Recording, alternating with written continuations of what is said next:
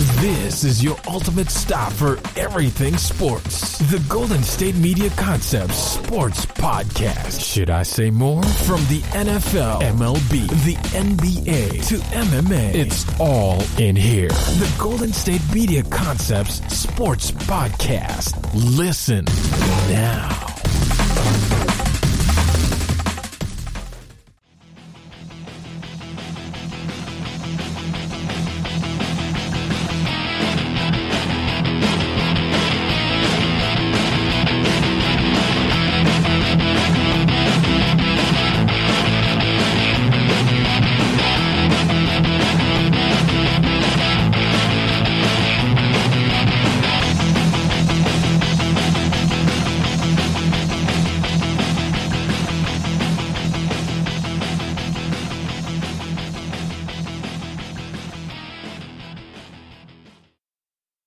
Hello and welcome back to the GSMC Sports Podcast, brought to you by the GSMC Podcast Network. I am your host, Alex Masford. Thank you so much for tuning into today's episode and to be continuing to listen to the show. If you are a returning listener, we really do appreciate you. I hope you all had a happy holiday. I hope you all had a good, New Year's, everything like that.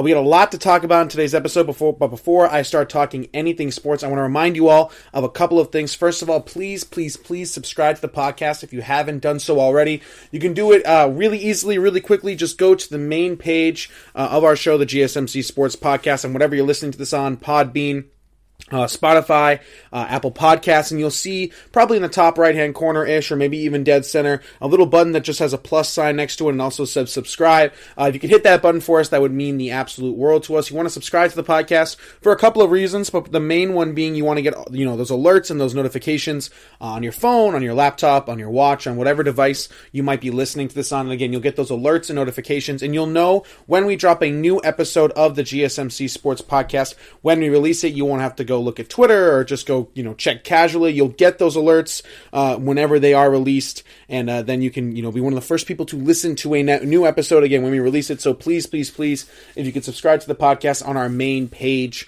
whatever application you or even website you're listening to this on, Spotify, Apple Music, Podbean, please subscribe to us on all those great platforms. We would really appreciate it. Again, please subscribe to the podcast.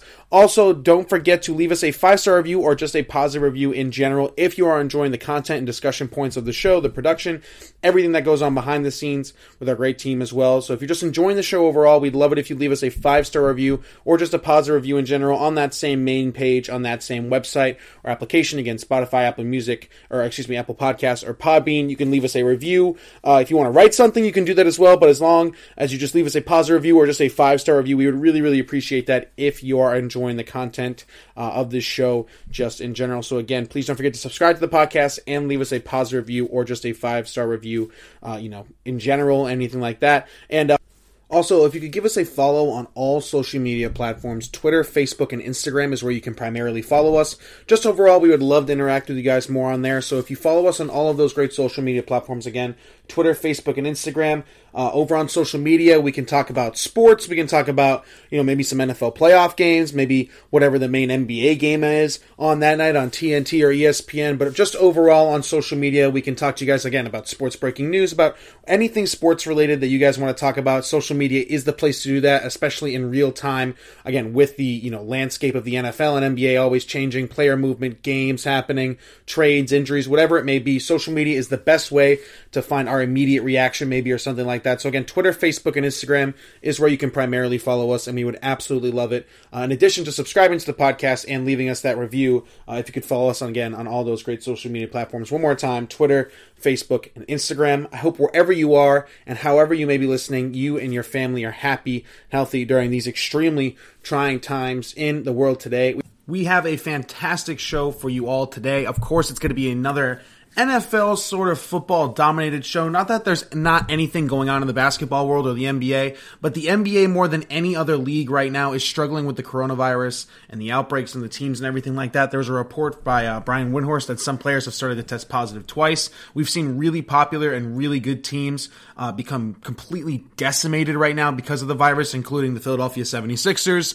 who only had, I think, 7 or 8 players available for one of their games. The Miami Heat, who currently have only 8 players available available for their game coming up tonight. The Boston Celtics, who have had multiple games postponed right now. Obviously, everything going on with the Nets right now and the Kyrie Irving situation. So there's nothing going on in the NBA, but we are coming off of, at least in my opinion, one of the most jam-packed football weekends, period. We obviously had the crazy wild card weekend with an incredible amount of games. We'll obviously get into all that during the show. Of course, Alabama won the national championship over Ohio State. I'll talk to you at least a little bit on why I think college football needs to do a better job of keeping the league competitive and having some more parity. We'll get into that later. And of course, the Deshaun Watson rumors kind of escalated since my last episode. I told you that I didn't think there was a real way Deshaun would get out of Houston. I mentioned a couple of teams that could be interested. Chris Mortensen a few days ago actually came out and said that Deshaun Watson would consider a trade and maybe even welcome a trade to the Miami Dolphins, one of the teams that I mentioned could be going after Deshaun if he was available, which was unlikely. Then we saw a legend, Andre Johnson,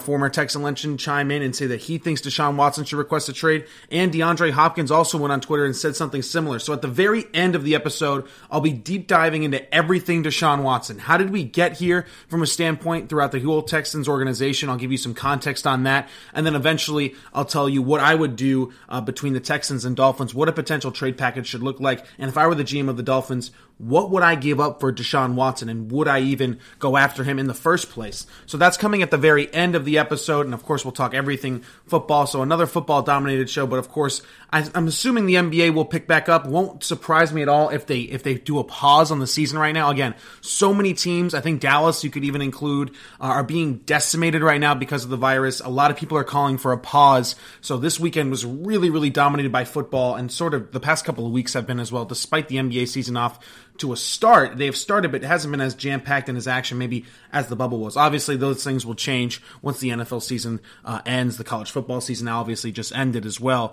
But that was an incredible weekend of football, and my biggest takeaway had to be from the Pittsburgh Steelers-Cleveland Brown game. Now, of course, that was going to be the best game. That was going to be the biggest game out of all of the playoff games. Not that there weren't other great games. Of course, the Bills-Colts game was phenomenal. Honestly, the Washington football team Tampa Bay Buccaneer game was better than I thought. The only real bad game that I thought that came out of the wild card weekend was that Saints-Bears game.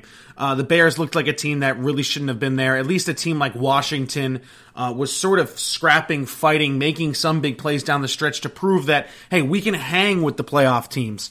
The Chicago Bears really didn't do that at all. So that was the only bad game. I think that came out of the wild card weekend. But of course, the best game was that Cleveland-Pittsburgh game. Not because of the score. It didn't go down to the wire like maybe Seattle and Los Angeles did, or maybe Buffalo, Indianapolis did, but this had the biggest storyline. And my biggest takeaway throughout the entire football weekend period, including the college, the football championship in college football that Alabama obviously smoked Ohio State is we're entering a new era of football. Everything that maybe your parents watched through the NFL, or maybe you watched when you were younger in the NFL, it's changing, right? The schemes are changing. The elite quarterbacks in this league are younger. They're better, faster, right? This isn't a veterans league anymore. When you look at the AFC, all of the quarterbacks, every single one that is still alive in the playoffs right now is 25 or younger. It's not the same for the NFC. That's actually more of the veteran guys. You have Rodgers, Brady, and Breeze, and Jared Goff, who's 26, right? So it's a tale of two sides in the AFC and the NFC, but it's no secret that this year the AFC is far and away more superior than the NFC. I've told you that I think the AFC will crown the Super Bowl champion. I think Buffalo and, again, Kansas City are just far and away better than everybody else. So the league is getting younger. The AFC is getting better because of the younger quarterback play and how elite they are. And that's what happened on Sunday. It was a changing of the guard. Now, they kept saying move the sticks, changing of the guard, things like that on Twitter for the Cleveland Browns just for this one game. But I think we are going to have a complete reverse of what we believe football history to be going forward in terms of the Cleveland Browns and the Pittsburgh Steelers. When I watched that game, you would have thought, given, a blank resume of these two franchises, right? The Cleveland Browns' blind resume as a playoff team isn't there often, controversial, loud and inexperienced, super young, maybe not as physical, more flashy, Odell, Jarvis, some of these guys, right? Then you look at the Pittsburgh Steelers, the mighty Pittsburgh Steelers, right? Franchise history with multiple Super Bowl rings, dynasties. Pittsburgh's always known for its physicality and its defense and its grit. A team that would be prepared for the playoffs year in, year out. But on that Sunday night game, the Pittsburgh Steelers looked like the team and the organization that hadn't been to the playoff in 20 years. Cleveland played like the team that had a rich history of playoff moments, a rich history of Super Bowls, the model of consistency from organization top down. They almost reversed roles that night. I almost think of, like a cartoon or something where maybe an evil wizard or something switches a superhero's power with an ordinary man. That's how it felt. That's what it looked like. The Pittsburgh Steelers were not the most physical team on the field that night, and it was in Pittsburgh. They looked like they had never played in a playoff game before. If you had told me the final score of the game, I would have told you that Pittsburgh ran it up on Cleveland because, again, Cleveland hadn't been there before. They didn't have their head coach because of COVID. They should have been the most unprepared team in the world for this playoff game. Again, multiple guys on that roster making playoff debuts. Their quarterback making his playoff debut. One of the younger rosters in the entire league. Year one of a new coach who can't even coach on the sidelines because of it. Their first playoff berth in almost 20 years. You would have thought that they would have gotten smoked, that they were unprepared. They wouldn't be able to bring the level of physicality to go toe-to-toe with Pittsburgh in Pittsburgh with a Super Bowl winning head coach in Mike Tomlin. Multiple time Super Bowl quarterback Big Ben Roethlisberger, who's having a pretty good season statistically when you just look at it.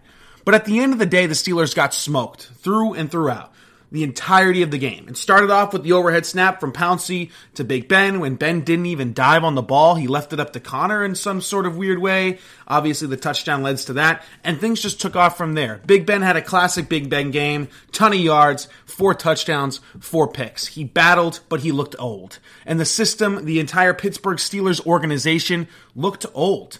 And when I'm really starting to think about it, going forward, the next 5 to 10 years, I think we're going to enter the greatest era of Cleveland football we've ever seen. Now, that's not saying much considering they've been one of the worst run organizations in all of sports. And honestly, that might be not even a hot take, right? The future that they have with guys like Nick Chubb, Baker Mayfield, who's had an absolutely incredible season and is definitely the face of that franchise going forward. It's undisputable at this point. Guys like Jarvis Landry, who represent the grit and toughness of that team and that organization. Myles Garrett, maybe the best pure pass rusher in the entire NFL.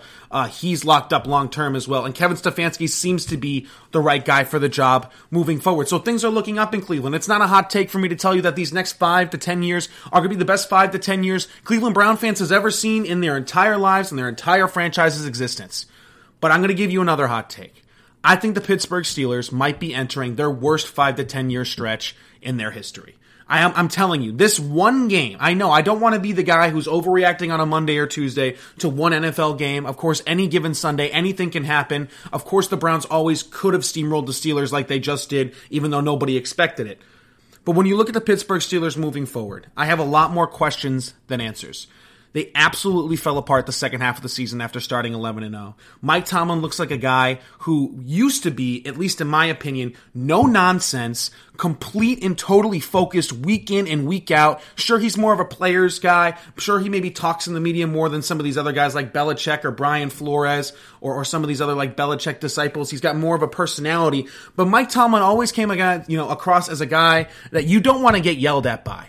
But his team is full of players who talk trash and don't back it up. Juju Smith-Schuster, at least in my opinion, was one of the better receivers in football, was going to hit free agency this year and demand an absolutely huge contract. But after the TikTok dances, the smack talking, and the lack of apologizing for it as well, and not taking accountability that might have hurt his team is astounding to me. Even after the loss, Chase Claypool, the rookie wide receiver, going on TikTok Live and saying that it was a bad loss to the Browns, but it doesn't matter because they're going to get smoked next week. What do you mean it doesn't matter? You just got blown off the face of the earth by your quote-unquote little brother who have only beaten you 6 times in Pittsburgh since the NFL merger. You should be embarrassed. You should be torn apart at the fact that you got ran out of your own building by a Pittsburgh team by a Cleveland team that didn't even have their head coach, was year one of actually having some success. Cleveland had never even been there before. They didn't even know how to act when they got such a huge lead. They almost, they gave up some points at the end, but they really just played some prevent defense, right? And everything like that. They had never been there before, and you let them absolutely run you out of your old building when this team has had multiple playoff appearances. Juju Smith-Schuster's been to the playoffs multiple times. James Conner's been to the playoffs multiple times.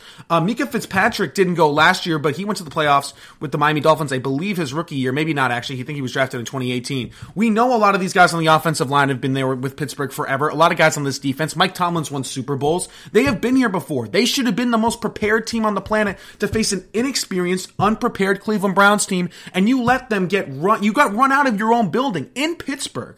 Why are you talking trash on TikTok Live? Why are you, Juju Smith-Schuster, not apologizing for being who you are? That can be who you are. You can want to be on TikTok. You can want to do the dances pre and post game. But you have to admit, your trash talking and saying the Browns are the Browns fueled your opponent to come into your building and again, run you out of it. If you're the Pittsburgh Steelers fans, you want accountability from these teams. And if you're Mike Tomlin, you have to reestablish the Pittsburgh Steeler culture. It slipped this year. The Steelers are not known for this flashiness and the dances and the trash talk and blah, blah, blah. And it backfired on top of all of that, right? They're known for the gritness. They look for the toughness, right? The Pittsburgh Steelers looked like the Cleveland Browns on Sunday. That's what they looked like. They looked like the Cleveland Browns we've been seeing my entire life and a majority of people's entire lives. That's what the Steelers looked like. And the Cleveland Browns went into Pittsburgh and looked like the Pittsburgh Steelers. Were physical, were tough, put their foot on the pedal, did not let go, always responded to Pittsburgh scores, didn't even really let them back in the game. And in my opinion, that wasn't just a trend for one game. It wouldn't surprise me at all if that's the future of both of these franchises going forward. Big Ben looked old. Who knows if he'll retire or not. Juju Smith-Schuster doesn't seem worth any contract right now with his lack of production down the stretch and obviously everything going on with TikTok and everything like that as well. The offensive line is clearly aging and not being able to hold up like it used to. They have a non-existent run game. Not to mention, they're already paying a lot of guys money. They still have to pay TJ Watt. They still have to pay Mika Fitzpatrick, who are 2 Defensive Player of the Year candidates in back-to-back years. Eventually, they're going to have to pay some of these other guys as well on the younger roster. James Conner, will they pay him? Will they not? Juju, will they pay him? Will they not? I know Claypool's a rookie, but in 2 or 3 years, he's going to be looking for a contract as well. They are in salary cap hell. They have an aging quarterback who is unclear if he still can play at this point because Big Ben looked terrible that game. I don't care about the yards and the touchdowns. He threw 4 picks and played absolutely awful, and the game was over by halftime. We all know this, right? And if they do decide to move off of Big Ben, they're picking what? 20th, 25th? Who can they look at? A guy like Trask? A guy like Mac Jones, maybe? Not a clear-cut future, superstar that you can propel and bring the Steelers back to the forefront. Again, it won't surprise me. Over the next 5 to 10 years, if the Pittsburgh Steelers turn into the Cleveland Browns and the Cleveland Browns turn into the Pittsburgh Steelers. I don't think that one game was just a statement. It wasn't just simply as Pittsburgh talked trash and Cleveland shoved it down their mouths. It wasn't something like that. It was a changing of a guard. It was our history is done. This is a new chapter in the Cleveland Brown era. They are tougher than Pittsburgh. They're more physical than Pittsburgh. They're younger than Pittsburgh. They have a brighter future than Pittsburgh. And quite frankly, Mike Tomlin got out-coached by the special teams coordinator of the Cleveland Browns. And that's how it was through and through. Even if Cleveland doesn't go on, maybe Chase Claypool's right. And Cleveland gets steamrolled by Kansas City because of their poor secondary. I'd still rather be the Browns than the Steelers today. Absolutely. Going forward, the next 5 years, you have your franchise quarterback going forward. You have Nick Chubb, a superstar young running back. Kareem Hunt, probably another top 7 back in football as your backup / third down running back. Jarvis Landry is an incredible leader on that offensive end. Brings a toughness and grit that Pittsburgh can only dream of right now. Not to mention, they've hit on a lot of their draft picks recently, one being Baker, Myles Garrett, Denzel Ward, Nick Chubb, guys in different rounds as well. The future is so bright in Cleveland. I don't think we're quite grasping that just because we know of their history. And it's hard to believe in Cleveland because of how bad they've been over the last 20 years. But I'm telling you right now, these next 5 to 10 years for the Cleveland Browns are going to be the best 5 to 10 years their franchise has ever seen. And it wouldn't surprise me if the Pittsburgh Steelers went the opposite route. That was my biggest takeaway from just an incredible weekend of football, both college and pro. We're going to take a short break here, but on the other side of this break, I'll get into some of the other playoff games. What did I think about the Bills and Colts game? What do I think about the Colts quarterback situation going forward? As well as what are we going to talk about with Doug Peterson officially out as the Philadelphia Eagles head coach? A surprise firing, at least in my opinion. Where does Philly go forward from here? I'll get into all that good stuff right after this short break. Are you looking for the very best NFL and college football podcast? Then check out the GSMC Football Podcast. Get the latest football news both on and off the field. From the NFL Draft to trades to the rumor mill to the NFL Combines, they got you covered. That's GSMCpodcast.com/football-podcast. Get updates on college rivalries, game day insights, and much, much more. It's football talk the way you want it. This show eats, sleeps, and breathes football. Don't forget to like them on Facebook and follow them on Twitter. Visit GSMCpodcast.com for more info.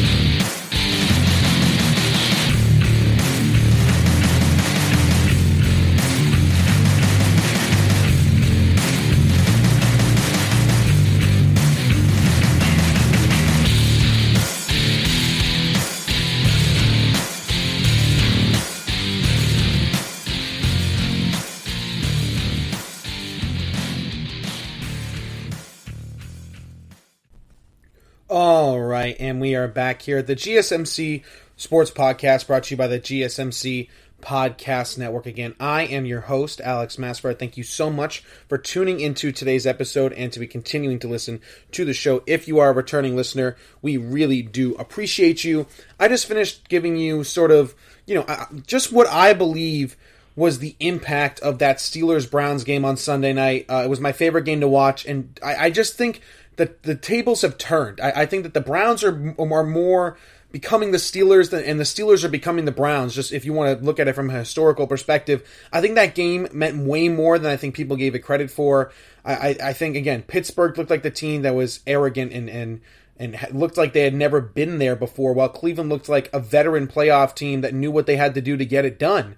And at the end of the day, that was surprising to me. I did think that, Pittsburgh was going to win. I thought the game would be way closer than people thought, but just that the fact that Kevin Stefanski wasn't going to be available on the sidelines, that again, Cleveland had never really been there before, that it would have been closer than people would have thought, and people would have given Cleveland, including myself, respect, but it wouldn't have gone Cleveland's way, and they just absolutely smacked them again, ran them out of their own building, which is surprising when it comes to specifically such a prideful, physical, tough organization in the Pittsburgh Steelers, who have been really a model of success for the last, 20, 30 years. And it wouldn't surprise me now. They're in cap hell. They don't really have an answer to the quarterback position going forward. A ton of people need money, the money that they don't necessarily have at the moment. It's going to be interesting to see how they build their team going forward. I want to talk about some of the rest of the playoff games here and sort of do a little bit of a quick fire. Some of the games, I had big takeaways from. Some I necessarily didn't, specifically with the Saints game. The game was a blowout. Saints were always going to beat the Bears. Bears shouldn't have even been in the playoff spot in the first place. The Cardinals should have, but they couldn't have gotten, their stuff together, really. They were more of a playoff team, in my opinion, than the Bears. Obviously, the Bears deserve to make the playoffs because they ended up winning more games, or / having the tiebreaker than the Cardinals, but I was disappointed that the Cardinals didn't make it, obviously. Thought it would have been more of a game. But when it comes to Buffalo and Indianapolis, I want to talk about a couple of things here.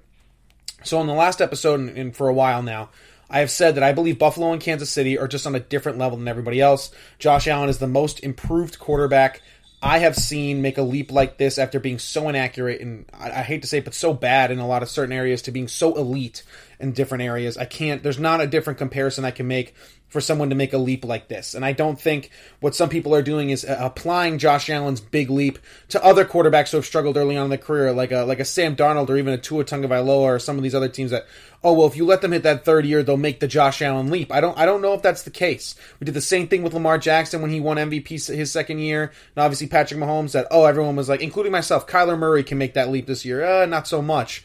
Some of these guys, it's a case-by-case scenario. It's different for everybody. But what I saw were the Bills against the Indianapolis Colts I didn't like. They reminded me a lot of the Seattle Seahawks right now. And I want to talk about both of these teams in particular and sort of the flip side of coins. I always feel as if in a lot of games for Seattle, The reason why they win every single one of their games is because of Russell Wilson. They are so Russell Wilson dependent that if he does not play his ass off and gives you an all-time performance, especially if they're on prime time or playing a really good playoff team, really good coach in Sean McVay, a really good defense, if he doesn't play up to a Hall of Fame, level standard or all-time great level standard, that Seattle won't win the game.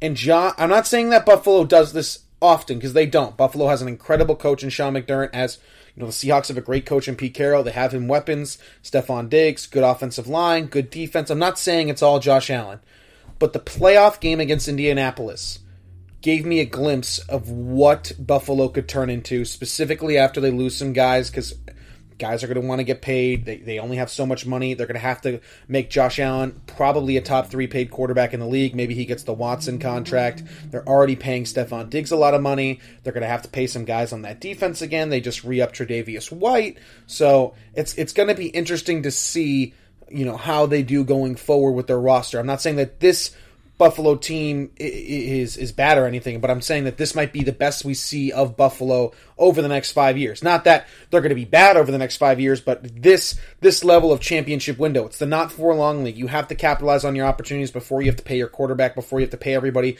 before you lose a guy like Brian Dable, who's going to be hired as a head coach as soon as Buffalo's season ends. So again, this is the window here. In that Colts game, they were Josh Allen dependent, the same level where the Seahawks are Russell Wilson dependent. And that cannot become a pattern. Again, maybe I'm overreacting a little bit. I'm not saying it's necessarily going to become a pattern. But Josh Allen was doing a lot rushing the ball. More than he had to, in my opinion. He led the team in rushing in a playoff game. That's not going to win you Super Bowls unless you're Lamar Jackson, in my opinion. Again, Allen in that game was 26 of 35, 324 yards, 2 passing touchdowns, 54 yards on the ground and rushing touchdown. Absolutely incredible. Stephon Diggs obviously got involved, 128 yards and a touchdown. If you had told me all that, I would have told you that the Colts should have gotten blown out. But they only won by 3, and while Bill fans like to admit it or not, the play came down to the final play where Phillip Rivers left 10 points on the board. He missed Michael Pittman for the touchdown, obviously earlier in the game, and they missed a field goal. So they leaving 10 points on the board with an immobile Phillip Rivers playing with a broken bone in his foot. The Bills, who are super Josh Allen dependent, at least in this game, were only won by 3. That doesn't give me a big boost of confidence for them going into next week against the Baltimore Ravens and maybe eventually facing the Kansas City Chiefs in an AFC Championship game. And again, this might be the year that the Bills have to win the Super Bowl, considering they're going to have to pay people, including Josh Allen, who's going to ask for quite literally all the money. Brian Dable's going to go be a head coach somewhere. Maybe their defensive coordinator also gets a gig. Who knows? Some of their assistant GMs are obviously probably going to be hired as well. This is what happens when it comes to success. Once you reach that first year of success, everybody wants your guys, right? We saw it with the Rams with Sean McVay. Zach Taylor gets poached. Some of their other offensive guys get poached. And it took them about a year and a half to really re-up into this year where they just beat the Seahawks in a playoff game, surprisingly giving Goff's thumb and everything like that. But they're not at Super Bowl contention yet. Who knows if the Rams and Sean McVay will ever really get back to that Super Bowl window in the NFC, right? Goff looks different. Their whole team is different. Their coaching staff's different. They've lost a lot of those guys. Sue's not there anymore. Keep Talib's not there, obviously, right? They've added some guys too, though. Jalen Ramsey. It's just changing. That's how the NFL works. So maybe I'm a little bit overreacting, but after watching the Seahawks game, and I will get to it in a minute, it made me just think about Josh Allen and how dependent they were on him, specifically with his legs. He was taking really big hits from good linebackers and good defensive tackles in Buckner and Darius Leonard and everything like that. He was taking huge hits by these guys. He wasn't sliding when he was running, and I know he's a big guy. He's a big kid, 6'6", wants to win, and he's made huge improvements. But Buffalo cannot fall into the trap of being so Josh Allen reliant, where if he doesn't give you an all-time performance or, like he did against Indianapolis, I mean, for him to give you 400 total yards of offense and 3 total touchdowns from your quarterback, and for you to only win the game by 3 points against an aging, probably the least mobile quarterback in the entire league, is interesting, to say the least. So that's my stance on Buffalo. I'm still very high on them. They could turn it around next week and absolutely smoke Baltimore. I wouldn't bet on that, but they absolutely could. So it's going to be interesting to see how they do going forward. at the end of the day, especially when their season ends, and just how they go from a week-to-week basis, because they cannot rely on Josh Allen at that level, in my opinion, because as the defenses get harder, as more tape gets found, and things like that, people are going to figure out ways to limit Josh Allen, right? This is his 1 year where he's going to go off, and he's going to pop off, and he's going to look great, but we've seen it even with Mahomes. The Miami Dolphins had 3 turnovers on him. They figured some things out. We've seen Lamar Jackson get contained before. We've seen Aaron Rodgers in his prime get contained before. People will figure out how to beat Josh Allen, or at least slow him down. Maybe not this year because of his breakout year, and there just isn't so much tape and everything like that. But this is the window for the Bills, and they cannot be too reliant on Josh Allen. It has to come from the whole collective team and the whole collective unit. Speaking of a similar team with that situation, again, not the Philadelphia 76ers. I don't know why I almost said that. But the Seattle Seahawks, they lose to the LA Rams 30-20. Probably the most surprising game besides the Browns game, in my opinion, when it at least comes to the result. Russell Wilson did not play his best, obviously. 11 for 27, 174 yards, two passing touchdowns, but obviously threw the pick 6. Nobody necessarily played out of their mind for the Rams, even necessarily. Just that one big play from Goff to Kupp really was the difference in the game, in my opinion. It got them points. Again, the Rams shouldn't have won this game. They're playing with house money. They had been reeling for a couple of weeks. Wolford gets hurt, knocked out of the game. You have to go to Goff, who just had surgery on his thumb, 8 or 11 days before the game, something like that. He obviously can't throw the ball like he is usually able to do. The ball looked like a wounded duck every time he threw it up. But Cam Akers rushes for 131 yards and a touchdown, and that's the difference in the game, really, that and the Cooper Kupp play. And something needs to change in Seattle, because at the beginning of the year, I was so high on Seattle. I thought they were going to make the Super Bowl. I thought this was Russell Wilson's year to make the MVP. And again, they started off so hot, and Russell Wilson still had an incredible year, passer rating over 100, all-time great type stuff. But something big needs to change in Seattle, because they haven't been able to get back to a Super Bowl. They have an all-time great quarterback in Russell Wilson. They obviously have a Super Bowl caliber head coach in Pete Carroll. They have the weapons, Tyler Lockett, Chris Carson, DK Metcalf. Hard to find a better wide receiver running back trio in the league that stacks up with anybody, in my opinion. 2 things need to change. 1, the offensive line needs to get better. I think the defense will get a little bit better. They could probably find some better pass rushes as well. But something needs to change with the offense. It's so Russell Wilson depliant, but at the same time, they don't let him do enough. They run the ball a little bit too much for my liking in the NFL currently. They don't play with a lot of assertiveness. And again, they kind of just keep it close in the fourth quarter, and then they give the ball to Russell Wilson. They finally, let Russ cook. I don't know what's going to happen. There's been some rumors that their offensive coordinator could be let go relatively soon, / a mutually parted ways type thing. Marty Schottenheimer, wouldn't surprise me if that happened. I could see it. Maybe that's the big change they need. But all I know is that the Seattle Seahawks have too good of a quarterback to be this inconsistent, specifically on offense. They should be running with that type of quarterback a top 5 to 7 offense in the league minimum every single year. And that's just how it should be, right? When you have a Mahomes, when you have a Rodgers, when you have a Josh Allen, when you have a Lamar Jackson, you see these teams leading in offensive categories. The Ravens leading in rushing because of Lamar. Mahomes obviously being incredible as a passer, and Allen being the most consistent offense in the league this year. Things like that matter. Things like that show how you're building around your superstar quarterback. And at the end of the day, the Seahawks need to make a big change, because this team is too damn inconsistent. And if this path continues, they're never going to get back to a Super Bowl. They're never going to be able to get over the hump. Sure, they'll lead the league in close games, like they do every single year with 1-possession wins. But once you get to the playoffs and you go against a Sean McVay, who in my opinion, folks, another thing we need to talk about in this game is Sean McVay. Top 5 coach in the league. He might even be top 3. We underrate him so much because of that last year. He went to the Super Bowl, cooled off a little bit last year, and obviously didn't have the same success that he would have liked last year, but obviously rebound year this year, and to beat an arch rival on the road with a quarterback who just broke his thumb and had pins in it about 11 days before is absolutely ridiculous in my opinion. So he's the underrated hero of the weekend in my opinion. But getting back to Seattle, maybe Marty Schottenheimer needs to go. Maybe they need to make a big-time trade for a better tight end, maybe.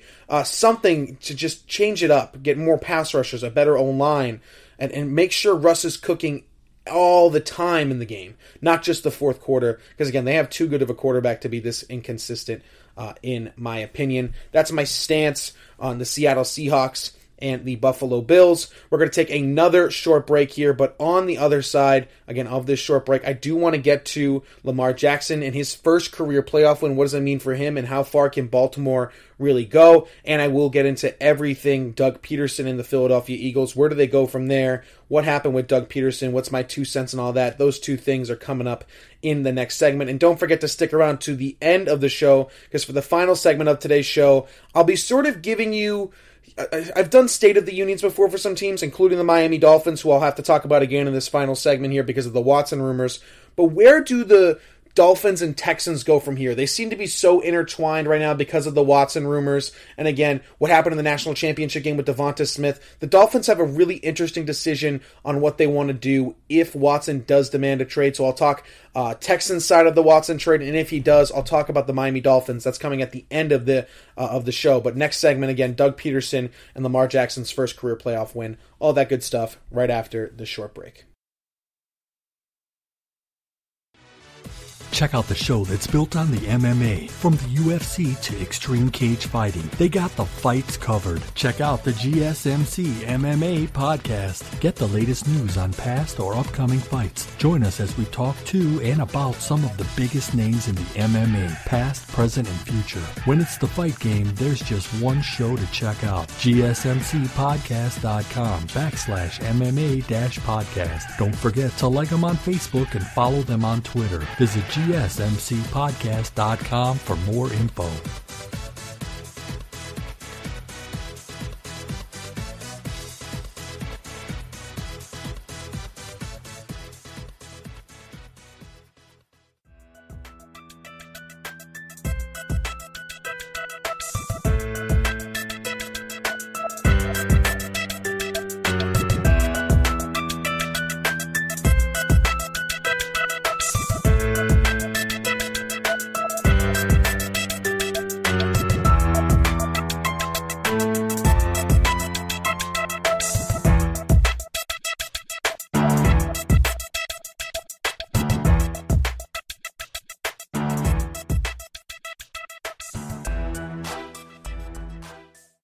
All right, and we are back here at the GSMC Sports Podcast, brought to you by the GSMC Podcast Network. Again, I am your host, Alex Masfred. Thank you so much for tuning into today's episode and to be continuing to listen to the show. Again, if you're a returning listener, we really do appreciate you. I just gave you my 2 cents sort of on 2 of the other playoff games, more the stance on the Bills and the, of course, the Seattle Seahawks too. I don't want the Bills to become the Seahawks, is essentially what I was trying to say. With them being so dependent on their quarterback, I'm worried about that for Josh Allen, because he is so much fun to watch. And so is Russell Wilson, by the way. And I want to see both of them deep in the playoffs every single year. I want to see Russell Wilson make it to the NFC Championship game. I want to see them on the biggest stage and go up against the best teams, not lose to the Rams, who, of course, Sean McVay deserves all the credit in the world. Fantastic coach. But they shouldn't have won that playoff game because of Goff's injury. And again, the resilience and the toughness of Goff speaks volumes. The Rams absolutely deserved to win that game. They outplayed the Seahawks through and through. But on paper, they shouldn't be getting knocked out so early. And I don't want to see Russell Wilson keep getting knocked out so early. He's so much fun to watch. Same thing with Josh Allen. I want to transition now to a couple of things here. One of them being Lamar Jackson. So everyone harps on Lamar Jackson, including myself. He can't throw up the sideline, blah, blah, blah, blah. But I will say this, and I have defended Lamar Jackson in the past. He has finally gotten the narrative gone. He can win playoff games, and he can win from behind. 2 things that I weren't so sure he could do. I knew Lamar Jackson could win playoff games, and I knew he made enough throws to be an elite quarterback in this league due to his dynamicness and everything like that. What I didn't know is that if he could, I was worried a little bit about coming from behind because they were such a run-dominant team. But Lamar Jackson might not be the best quarterback in the NFL, but he is certainly the most dynamic quarterback in the NFL. And good for him for winning this playoff game, coming from behind against the Tennessee Titans, the team that knocked them out last year. And Lamar Jackson, every single game, in my opinion, just looks a little bit better. He makes some plays, specifically with his arm. I already know what he can do with the run game and everything like that. But he has consistently made more and more big-time plays with his legs and with his arm. That throw to Mark Andrews was absolutely incredible on the run. He's making enough throws. And honestly, in between the numbers and attacking the middle of the field, he does a really, really good job in.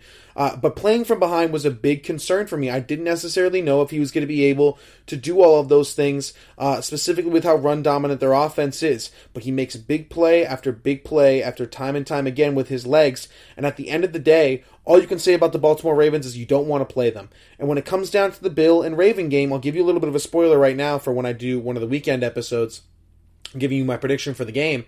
I think Baltimore, at least right now, maybe things change, maybe I do a little bit more research and change my mind. I think Baltimore is going to beat Buffalo right now.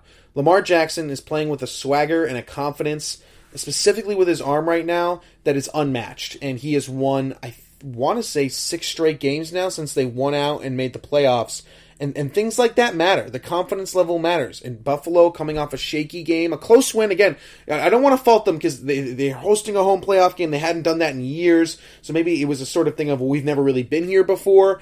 But coming off a shaky playoff game, you have to play Baltimore, who's playing with all the confidence in the world right now. They're the hottest team in football. Lamar Jackson's playing out of his mind. And now we're seeing Lamar Jackson put it all together with his arm and his legs and the awareness and coming from behind. And now you start looking at it and you start to ask, what can't Lamar Jackson do? And that's the type of thing that teams should be terrified of when he is confident in his throwing ability, when he's making those plays up the sideline to Mark Andrews and Hollywood Brown, when he's also icing the game with a huge run and sliding inbounds and having the awareness to not go out of bounds and stop the clock, when he, of course, rips off a 45 to 50-yard run for a touchdown where he didn't even have to juke. He's just faster than everybody on your team against playoff teams with a good coach in Mike Vrabel and everything like that. Again, coming from behind to win. That's what's scary about Lamar Jackson. That's what's scary about this Baltimore Ravens defense as well. They shut down Derrick Henry in that playoff game completely. Maybe had one of his worst games of his career. And when you look at just on paper, you could argue that the Ravens have the most talented roster in the league, besides maybe teams like the Saints and the Chiefs. But the Ravens right now, in my opinion, are a Super Bowl team. They can go to the Super Bowl and they can win the Super Bowl. I don't know how I feel about them against Kansas City just because of how good Patrick Mahomes is, but I want to see Lamar Jackson versus Patrick Mahomes in the AFC Championship game, and Lamar Jackson is making everything every play to make that happen for me and for us fans, and he's just absolutely incredible, and he's so much fun to watch. And again, I don't know if he'll go down as one of the greatest quarterbacks of all time, or if he will go down as, maybe even, the best thrower of the football or anything like that. But I truly believe that at the end of the day, when it's all said and done, no matter how many Super Bowls he wins, if any, how many playoff games he wins, things like that, I really, really, really do believe he will go down, him, Mike Vick, Steve Young, these guys, as the most dynamic quarterback of all time. And I don't want to just say it because of his running ability. It's the combination. What he can do to a defense with the threat of his legs opens up his passing lanes and opens up opportunities to throw up the sideline, attack the middle of the field and everything like that. And he's just such an athletic mismatch. I don't think there's ever been more an athletic player to play the quarterback position ever, and that includes Michael Vick and some of these other guys. So good for him. Good for Lamar Jackson for winning the playoff game, and I cannot wait for that Buffalo game. Those two teams are going to go at it. It's going to be absolutely so much fun. Now, moving on to one of the bigger news stories of the NFL world over the weekend, we had two major ones, one being the Deshaun Watson rumors, obviously with the Chris Mortensen report about the Dolphins and everything like that, and I'll get to all of that next segment. But also, there was the report earlier that Doug Peterson could potentially be traded to the New York Jets, and that his standing with the organization isn't as good as some people thought it was. Then there was a report that he was meeting to discuss the future of the franchise and everything, and then about 30 minutes later, I think he was fired. I don't think they called it mutually parting ways. I do believe they used the term firing, and Doug Peterson is officially out of the city of Philadelphia and is no longer the head coach of the Philadelphia Eagles. And to be honest with you, it was a surprise because the guy has won a Super Bowl. He has been in the playoffs 3 out of the last 4 years in the NFC. Not many coaches can say that. He's won 2 division titles, obviously. And after a down year, specifically in COVID, it doesn't seem, particularly wise to get rid of a guy who has those accolades. But I think the reason why they did this is a couple of reasons. One, he might have lost the locker room. You could argue that, considering the decision to remove Jalen Hurts from the game and everything like that. But in my opinion, the main reason why I think that they moved off of Doug Peterson is exactly what the report said, is that Doug Peterson was being sick and tired of being told what to do. And I think Doug Peterson was done with Carson Wentz a lot sooner than he let on. And I think he wanted to bench Carson Wentz maybe earlier. Maybe that's one of the reasons why they drafted Jalen Hurts. But at the end of the day, I think Howie Roseman, the general manager, and maybe Jeffrey Lurie, the owner of the Philadelphia Eagles, still believes and wants to build around Carson Wentz, which is really interesting to me given his incredible struggles this year. With the turnovers, with just not sending his feet when he throws, and his confidence is completely shot. But if he is looking to build around Carson Wentz, maybe that was the disagreement that him and Doug Peterson had. Now, the thing with Jalen Hurts is we sort of get a little bit caught up in the rookie, doing things with his legs and getting in the end zone a lot and things like that. But he didn't play particularly well, completed less passes than Carson Wentz did at a percentage. Made some more big-time plays because of the legs and everything like that. I'm not saying that Jalen Hurts can't develop into something better or anything like that, but to call him the face and the future of the franchise is a little bit premature, specifically if we're not doing it for a guy like Tua Tagovailoa or even some of these other rookies that we've seen throughout the years past and things like that. But I still would have told you that the Eagles were going to move off of Carson Wentz, probably trade into a team like the Colts, build around Jalen Hurts for at least next season, and if he has a good year this year, then you build him around for the future. Pretty much give him a 1-year trial run to prove why you're the face of the franchise, and if not, look at the draft, Sam Howell, some of these other guys in 2022. But instead, they get rid of Doug Peterson, which makes me believe that they want to build around Carson Wentz, and they want to find a coach that's going to revive Carson Wentz's career. Now, that's really interesting to me because when the Philadelphia Eagle job to me is one of the worst ones open, if I had to say any of that, right? The Chargers were one of the best for me. Just because Philadelphia has some nice players doesn't mean they're in a good spot. They're in cap hell. Carson Wentz at this point is now unproven, right? You know what he is at his best, but now you know what he's at his worst, and he's a lot closer to worst than best. He's coming off his worst season of his career, benched the second half of the season pretty much. Can you revive a guy like that? Can he come back from something like that? Specifically, if it's not a change of scenery, if he's staying in the city, has to deal with the same media, same teammates, same pressure, with Jalen Hurts still backing him up. I don't know if Carson Wentz can do that, but if anybody can do it, who's available? It would have been Frank Reich, right? If Frank Reich could somehow magically become the Philadelphia Eagles head coach, I think Frank Reich might have been the best coach on that Super Bowl roster, better than Doug Peterson. We know what he's already doing in Indianapolis. But for Philadelphia, obviously, he can't come in. The guy I would watch for Philadelphia is Arthur Smith, the offensive coordinator for the Tennessee Titans, replaced Matt LaFleur, who used to be the offensive coordinator for the Titans, now the head coach of the Green Bay Packers, who are super successful. That offense got better when Smith took over for LaFleur, and he is the reason why Ryan Tannehill's career has been revived in Tennessee. So if he has experience reviving some guy who's been benched, lacks confidence, doesn't throw the ball enough downfield maybe, throws too many picks, Tannehill has a pocket presence issue, maybe not necessarily the interceptions. But if anybody can turn around besides Frank Reich, turn around Carson Wentz, I think Arthur Smith could be the guy. So watch out for him as a potential head coaching candidate for the Philadelphia Eagles. It makes a lot of sense in my opinion. But for Doug Peterson, I do think he deserves another head coaching opportunity. I don't think he's necessarily great with the media, and when you're dealing with the Philadelphia media, it's a little bit tougher than maybe some other cities and things like that. I'd obviously keep an eye on the Jets. The Joe Douglas partnership makes sense, but I've heard that Robert Saleh is the clear frontrunner for that. Might already be assembling a staff. So it's going to be interesting to see where Doug Peterson ends up. Coming from the Andy Reid coaching tree, I think he's shown enough as a head coach to get an opportunity. He should definitely be in consideration for any team that's looking for an offensive coordinator. I think some of those teams are the Dolphins, maybe even potentially the Seahawks if they let go of Marty Schottenheimer, something like that. Some teams looking for new offensive coordinators to rejuvenate their offenses. Doug Peterson could be your guy there. Because at the end of the day, that offense, given the lack of weapons at a certain point in time, was super productive, and I still think he's a bright offensive mind.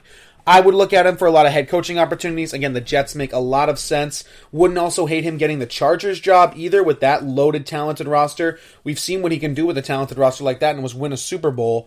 Again, it's going to be interesting to see where Doug Peterson sort of does post Philadelphia Eagle era. But the Jets make a lot of sense to me, put 2 and 2 together. But again, Robert Saleh apparently is very high on their list for guys who could potentially already have that job locked up.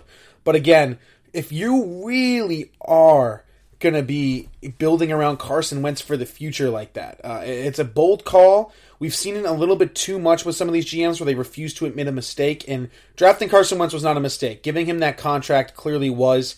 Wish you could have hindsight. Of course, he got it after coming off the incredible Super Bowl year that he had and everything. Like, who would have predicted that this would have happened?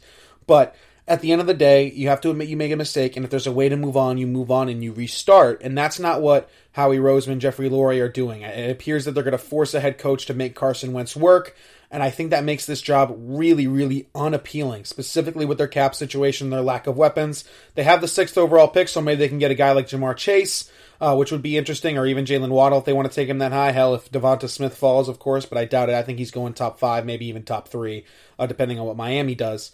But at the end of the day, can you revive Carson Wentz? I don't think you can, but if anybody can do it, it would be Frank Wright. And if you have to pick somebody that's not Frank Wright, I'd pick Arthur Smith. But I don't know if he's going to want that job. Who knows if he's going to want the burden and want the task of reteaching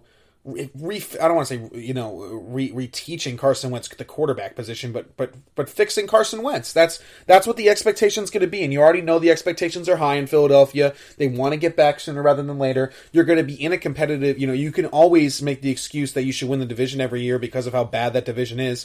So the Philadelphia fans aren't necessarily going to accept constant not winning of the NFC least, terrible division and things like that. So it's going to be interesting to see how both sides sort of part ways from this. But if I had to guess, I don't know if it's going to work out for Philadelphia, and I don't know if I would have fired Doug Peterson. All right, that's going to do it for this segment. On the other side of this final short break, I'll be getting to exactly what I've been hinting at the whole show, the Deshaun Watson rumors. Where could he be going, specifically the Miami Dolphins? What would a trade package look like? Would I do it if I were the Miami Dolphins? And will Deshaun Watson actually ask for a trade? We'll answer all those questions right after this final short break.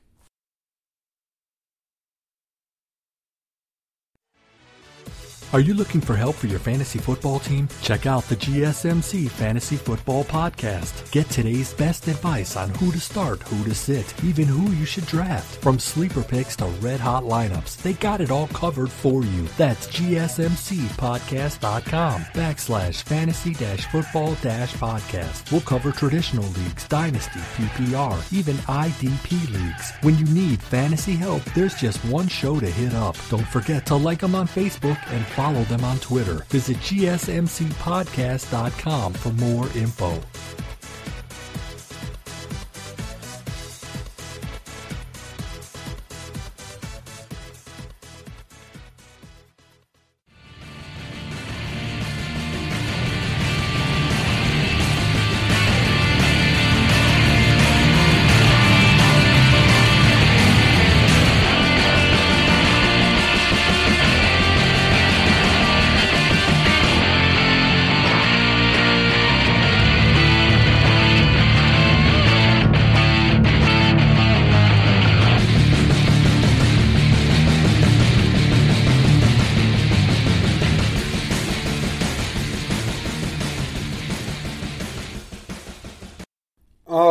And we are back here. The GSMC Sports Podcast brought to you by the GSMC Podcast Network. Again, I am your host, Alex Masfer. Thank you so much for tuning into today's episode and to be continuing to listen to the GSMC Sports Podcast. If you're a returning listener, we really do appreciate you. I just finished giving you sort of my State of the Union on, the Philadelphia Eagles and where they stand with the Doug Peterson thing and Carson Wentz, and also giving you my props really to Lamar Jackson for winning his first career playoff game.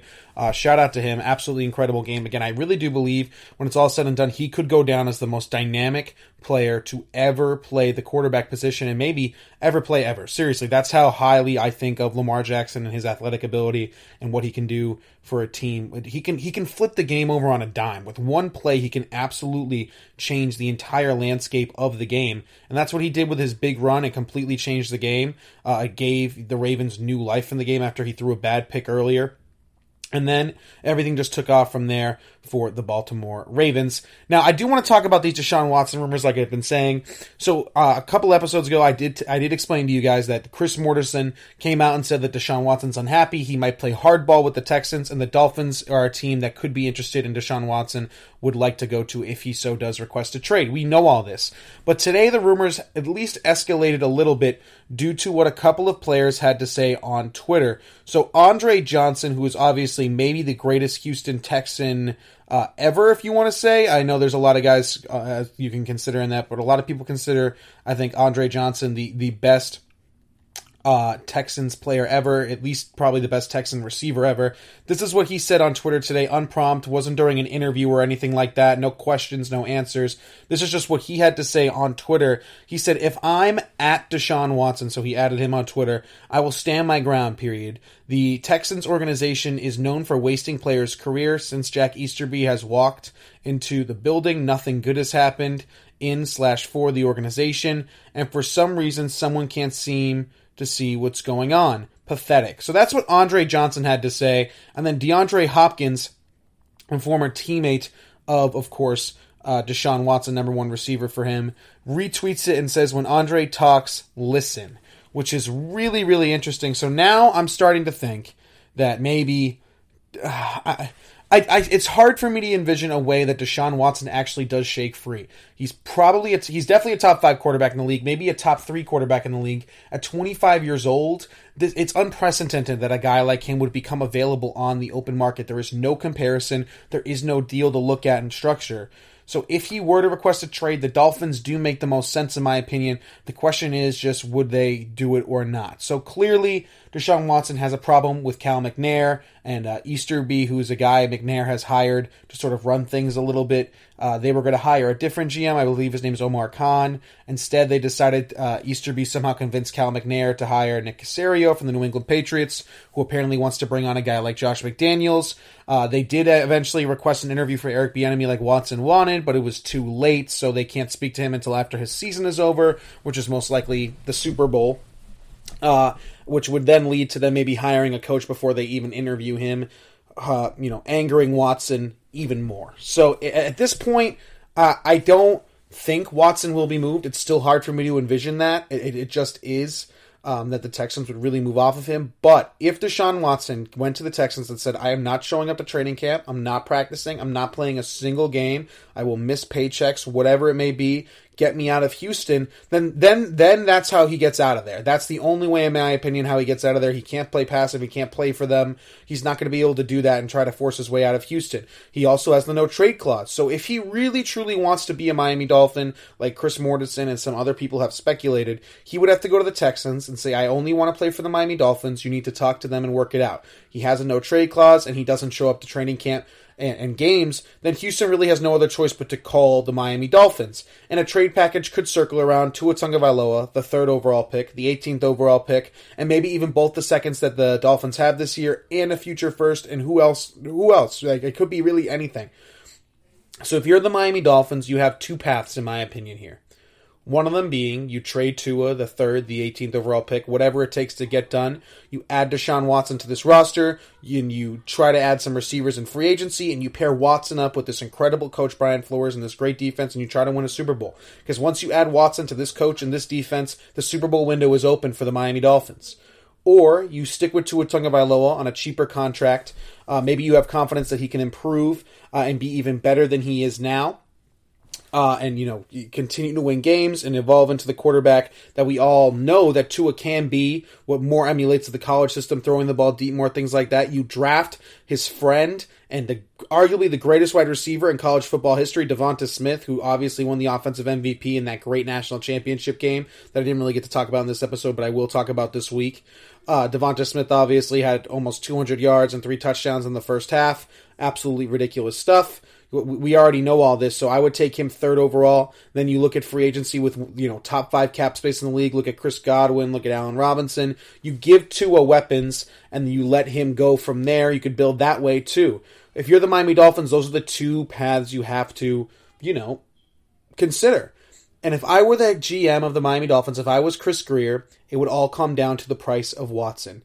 if you can get Watson for not the sell the farm, you do it. If it's just Tua the 18th and the 3rd overall pick, you do it. But if it gets into Tua Tagovailoa, 3 firsts, 3 seconds, and an Xavier Howard or an all-pro player like some people have speculated, then I'm out. Then I would keep my draft capital and I would build around Tua Tagovailoa, because I really do believe that Tua Tagovailoa will be a really good player in this league. I think Tua Tagovailoa can win the Miami Dolphins a Super Bowl as long as they get him the weapons and offensive coordinator, play calling, coaching staff that he needs to thrive in, and they're in the process of doing that right now. Again, it's only year 1.